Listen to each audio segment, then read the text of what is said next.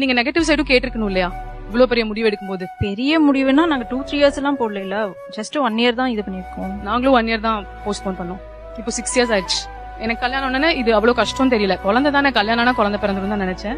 But யாருமே என்கிட்ட சொல்லல, நானும் கேட்கல. ஆனா இப்போ நாங்க நிறைய சஃபர் ஆகுறோம் அதனால. நீங்க என்ன பேசிஸ் அந்த முடிவு எடுத்தீங்க? ஒரு 1 year அப்புறம் பாத்துக்கலாம் அப்படின்னு.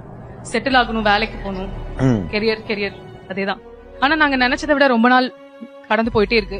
எவ்வளவு நாள் போகும் இந்த பயணம்னு தெரியல. பதிலே இல்ல ரெண்டு பேர்கிட்டயுமே. ட்ரீம் ஜாப் கிடைச்சிருச்சு ரெண்டு பேருக்குமே. பட் ஆனா சரி என்னன்னு பாக்கலாம், ட்ரீட்மெண்ட் போலாம் அப்படிங்கறதுக்காக ஹாஸ்பிட்டல் போனோம். எந்த கம்ப்ளைண்ட்ஸுமே இல்ல, எந்த ரீசனுமே சொல்ல முடியல டாக்டர்ஸ்னால. சரி ஓகே, நைட் ஷிஃப்ட்ஸ் போயிட்டு இருந்தேன். சோ நைட் ஷிஃப்ட் போறனாலயா இருக்குமோ, ஸ்ட்ரெயின் பண்றதுனாலயா இருக்குமோ, குவிட் பண்ணிட்டு வீட்ல இருந்து பாக்கலாம் கிளிக் ஆகுதான்னு அந்த வேலையும் குவிட் பண்ண வேண்டியதாயிருச்சு. சோ குழந்தை இருந்தாலும் பிரேக் எடுக்கிறோம், இல்லாட்டியும் பிரேக் எடுக்கிறோம். இருந்து பிரேக் எடுத்தாவது கையில குழந்தை இருக்கு, அந்த சந்தோஷமா இருக்கு. இப்ப ரெண்டுமே இல்ல.